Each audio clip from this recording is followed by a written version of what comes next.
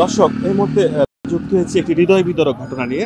শাহজাদপুর উপজেলার গানাধর ইউনিয়নের তালগাছি বাজার এলাকায় বগুড়া নগরবাড়ি মহাসড়কে একটি মর্মান্তিক সড়ক দুর্ঘটনা ঘটেছে। স্থানীয়রা আমাদের যেমনটি জানিয়েছে, একটি ট্যাঙ্ক লরি সজোরে করিমনকে ধাক্কা দিলে ঘটনাস্থলে চালক নিহত হন।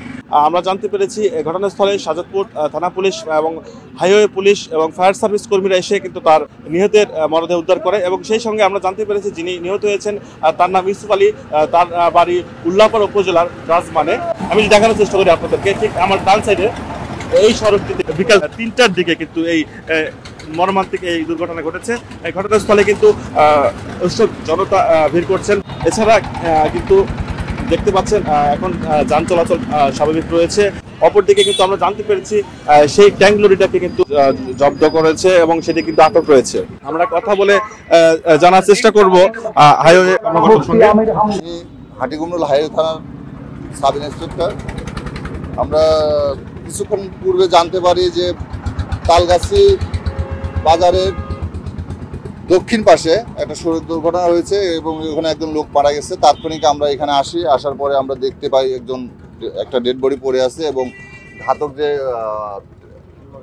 ট্যাঙ্ক লরি সেটাও আটক আছে এবং এখন আমাদের আইনগত যে প্রসিডিওরগুলো আছে আমরা সেগুলো মেনটেন করতেছি। এখান থেকে সুরতাল করা হচ্ছে এবং পরবর্তীতে লাশের যিনি আছেন ওনার রিলেটিভ উনি বাদী হয়ে মামলা করবেন এবং নিয়মিত মামলা অনুযায়ী যেটা হ্যাঁ যানবাহন আটক আছে। আটক হয়েছে ট্যাঙ্ক লরি, তেলবাহী যে ট্যাঙ্ক লরি ওইটা আটক আছে। ঘটনায় এখন থেকে প্রায় ঘন্টাখানেক পূর্বে, 1 ঘন্টা পূর্বে। ওনার নাম ইউসুফ আলী 32, পিতা রাজা সাং রাজমান, থানা উল্লাপাড়া। এই মর্মে জানতে পারছি। আপনারা কি ট্যাঙ্ক লরিটি জব্দ করবেন? জি সঠিক।